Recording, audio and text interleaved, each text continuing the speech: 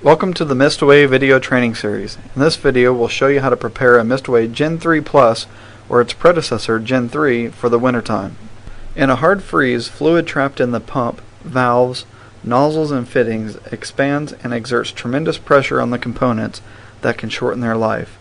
Some components like a flow meter in the tankless unit can split and leak the next time the unit runs. So you absolutely need to winterize the systems if you live in a part of the country where the mercury routinely drops below freezing more than a couple of times per year or stays that way more than a day. Actually, it's a good idea to perform these steps no matter where they are. The systems have a hard life. They are constantly filled with dilute insecticide that is chemically aggressive and is filled with suspended solids whose apparent purpose in life is to clog filters. Additionally, variations in local water chemistry can create unpredictable biological activity that can also wreak havoc on the units and the nozzle circuit. Flushing the system with fresh water and routinely cleaning or replacing the various filters, such as the water supply on a tankless unit, pump intake, pump discharge, and nozzle tips, is a giant step towards ensuring that the system will remain healthy and effective. To winterize your tankless unit, you'll need a few tools: a pair of channel-lock pliers, paper towels, and all-purpose cleaner. There are 5 steps to winterizing a MistAway tankless system. In this video we'll demonstrate and review each of the following steps. Flush insecticide from the coupler, dosing pump, and insecticide flow line. Flush pump and agitation valve.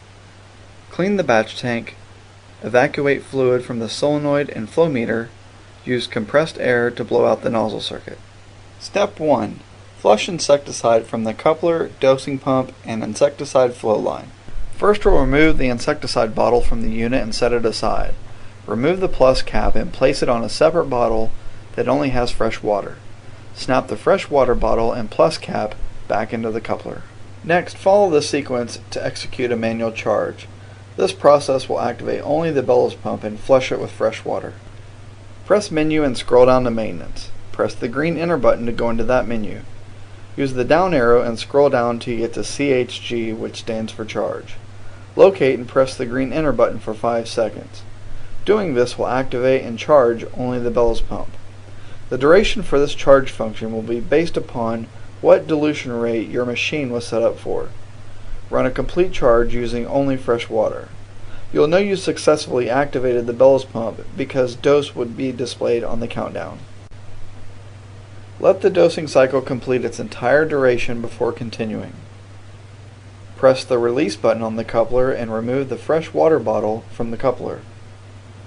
Next, you'll remove the plus cap from the fresh water bottle and reinsert only the plus cap into the coupler. Execute a manual charge just as we did before with the fresh water. Doing a charge with only the plus cap installed will force air into the line, evacuating as much fluid as possible from the insecticide line. Step 2. Drain the batch tank, flush pump, and agitation valve. This next step requires us to drain the internal batch tank of dilute insecticide in accordance with the label instructions and local regulations. Press the red menu button and use the down arrow to scroll down to maintenance. Press the green enter button to go into that menu. Once you are there, press the down arrow again until you get to DRN, which stands for drain. Press and hold down the green enter button for 5 seconds to activate this feature. The system will then turn on and begin the draining process. When the tank is empty, you'll hear a pump sucking air. At this point, press the red button and stop the system. Once the system batch tank has been emptied, run an inspect cycle to flush the batch tank and nozzle circuit with fresh water. To do an inspect cycle, press the red menu button 1 time and use the down arrow and scroll down until you get to maintenance. Press the green enter button to go into that menu. Then press the down arrow until you get to INS, which stands for inspect. If you have a zone kit installed, you will see INS1 and INS2. Activate the inspect cycle from either of these zones by holding down the green enter button for 5 seconds. Do an inspect cycle for each zone installed. During the last inspect cycle, turn off the valve at the faucet and disconnect the water supply tubing at the water inlet. Once this has been completed, allow the batch tank to run empty and press stop. Step 3. Clean the batch tank. Since the unit is empty, now would be a good time to clean the batch tank and float switch. It's suggested that you clean these two items at least once a year. To do this, we need to get inside the unit.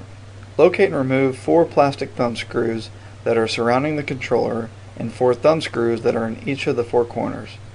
The controller is the brains of the unit and is the module that has the display and button. With the 4 thumb screws removed, pull the controller out from the resting position.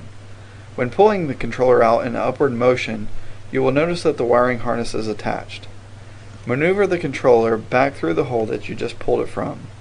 The batch tank that we'll be working on will be on the right, so find somewhere on the left to rest the controller gently. Remove the black plastic shroud up and out of the system. When doing this, be careful that the dosing pump is still attached to the coupler. There should be enough tubing to lift it up and out of the system and lay it over the left side of the walls. Once you have done this, you'll have access to the batch tank and mixing vessel. If more cleaning is involved, or you need more room to work with, simply remove the side walls. You can do this by locating 9 Phillips screws in the back and at the base of the unit.